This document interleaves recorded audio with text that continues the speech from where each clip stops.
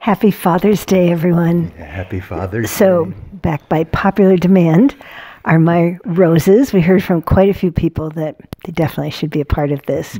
So, can you hold this for a minute, Barry? Yeah. So, today I chose these yellow ones. Well, because they were the prettiest ones in the garden. And the yellow rose is it's really a symbol of love in a relationship. So I thought it was really beautiful for Father's Day. And then this rose right here is the peace rose. A lot of people have it in their garden. Pretty much any garden that you see will have, here's more peace roses. So that's a good thing too for Father's Day, is to have a lot of peace. I do love the roses. They're kind of on their way out right now, and then they'll come back again. Although they don't look like they're on their way out. Look at these guys. Yeah.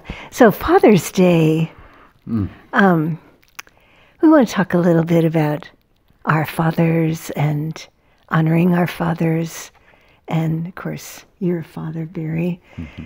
And it's a special day. So I'm going to start. And do you want to put these down, Barry? Sure. Here. Okay. So I think that, I think that nobody really got the perfect father that they wanted, but they got a father. And the important thing is to find the ways that your father loved you, and to really draw that into your being, and realize that it's perfect.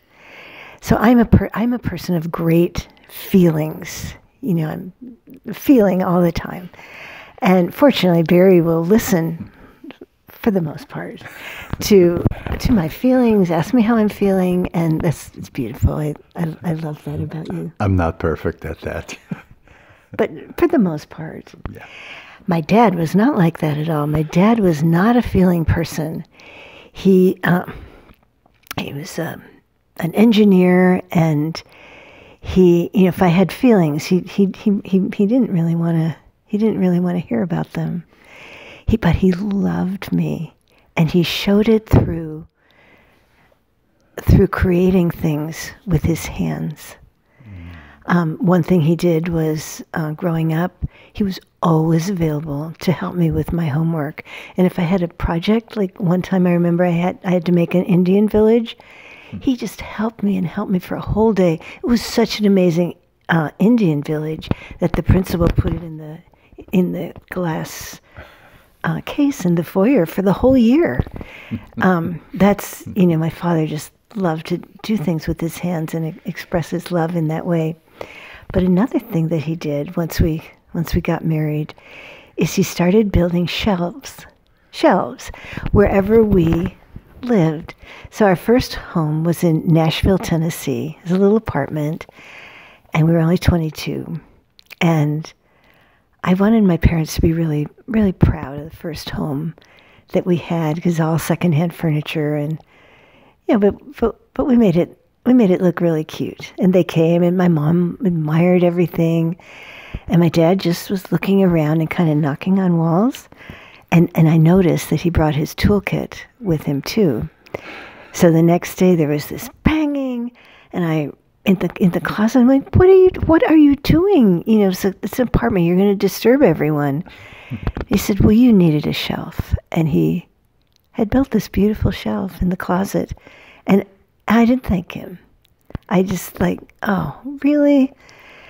Well, then we moved to Los Angeles, and he again brought his toolkit, and then we moved to Portland, and then we moved to Santa Cruz.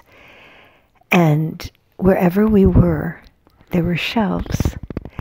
The longest place that we lived, that he was alive, was a small rented house. And we used to leave our two little girls with my parents, and we would go away for 10 days and do our Hawaii retreat. And the girls really, really loved being with my parents. But we'd come back, and my dad wouldn't say a thing. And he'd actually get out his newspaper and be pretending to look at it, and we'd go around and we'd discover all these amazing shelves that he had built. And he was kind of running out of space, so he built little shelves on top of bigger shelves. And then that home was destroyed by the earthquake, everything. And then we moved into the home that we're at now, and so he just started again. And now, well, my father's no longer here, 25 years, but we have all these shelves, all this. I love you, and I'm going to do this for you, and it's so beautiful. And my father, towards the last year of his life, he confessed to me that it was just hard to say I love you. It was hard to talk about feelings. He wasn't raised that way. His father was a very, very strict German disciplinarian, and you don't express feelings, you don't express love, you're disciplined. And my father, he wasn't strict. He was very loving, and that's the way that he expressed it. And I see now, I really had the most perfect father. And that's what I want all of you to feel, is the ways that your dad really expressed his love. And if your father's still alive, it's such a blessing. You can call him and tell him and appreciate him. Oh, can I just tell one more thing? Yeah, sure. So my dad, well, he doesn't do appreciations.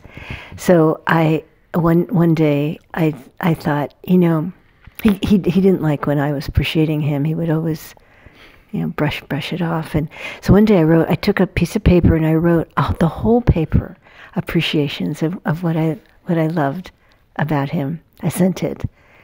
And he lived in Buffalo at the time. And I never heard a word. I'm like, Dad, did you get my, oh, yeah, I got it. And I never heard a word. So after he passed on, I found it. And it was in a his most special box where he kept the most special things. It was all folded really, really neatly. And my mother told me that he got it out often and read it. So I think that's so beautiful. Keep appreciating your fathers, because they'll receive it. It's a blessing to have a father. Yeah. So Joyce's father showed his love by building shelves. That's really beautiful. Actually, I didn't tell you this, but the other day I was in our little laundry room and I was looking and I thought, wow, we really need a shelf. I was wishing your dad was around. Yeah, and if he would have been here, he would have figured out it would have been done already. Of course, right? While I'm thinking about it, he would do it. Okay, my dad, he showed his love through food, making food. Sometimes I wished that he would show his love also with more words or actions, caring. But food for him was like the ultimate act of love. And I always remember the last time I saw my dad alive. He was coming back. He and my mom had just taken a cruise to Alaska, and they came through San Francisco, and they were visiting with my uncle, my dad's brother. And I was on my way up to Chico to do a workshop, and I stopped. Just all I had time was for lunch. And I walked in, and there was my dad at the stove, and he was cooking my favorite dish, Chinese stir fry, right? Vegetables and tofu, right? That was, and I knew, this was his way of loving me. And he made the dinner, the lunch. We sat down, and I'll never forget this. I started eating, and I would glance over at my dad, and he wasn't eating. He actually well, I didn't know he was close to dying, but he didn't have his appetite, and he sat there and he was watching me eat. And he just had this sweet smile on his face, and I'll never forget that. And actually, I'd be eating, and he'd say, "Barry, I know that we had a hug when you first came in, but do you mind if we have another hug?" And this was unusual for my dad, to be asking for more hugs. So I got up and I gave him a hug, and he hugged, and I sat back down, and I was eating and really enjoying it, and he was watching, and he was just watching with a feeling of satisfaction, right? And I'll never forget that. He actually asked for 2 more hugs. And then I had to rush off to Chico, and that was the last time I saw him alive. So the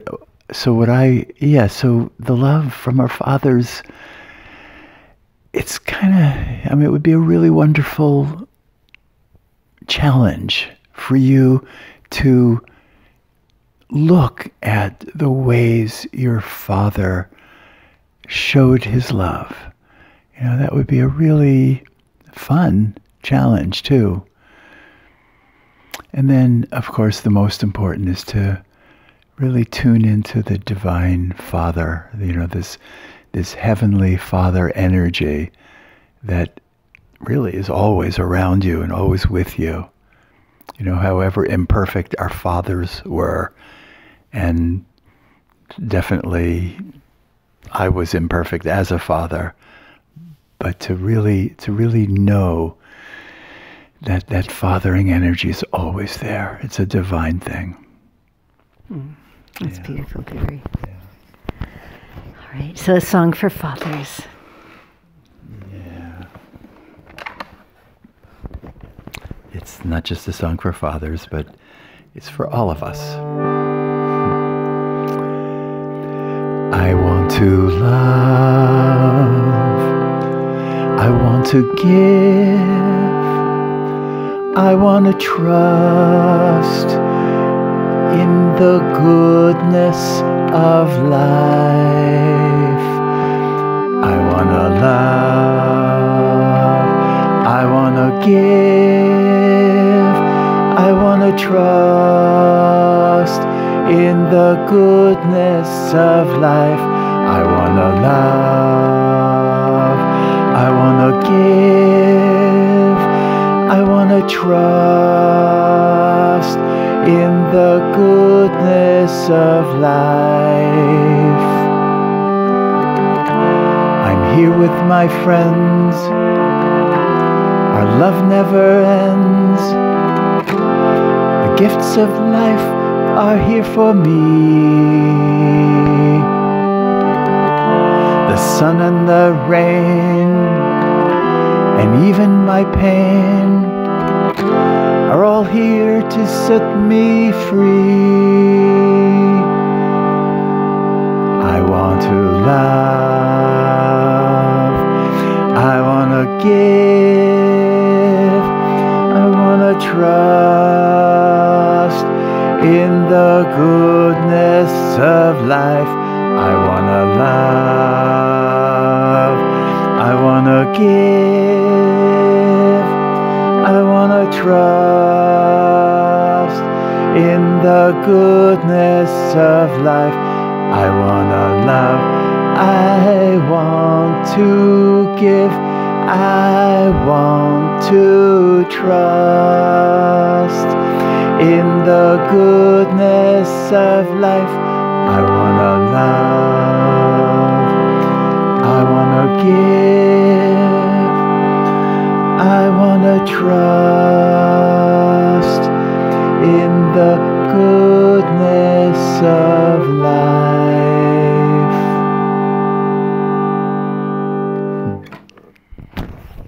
So close your eyes and just have a moment and feel that's really all we want to do is love.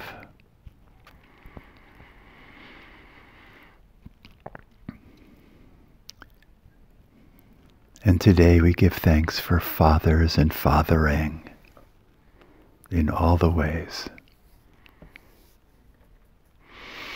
Okay, thank you. And of course, we give great thanks for our Heavenly Father, our Creator.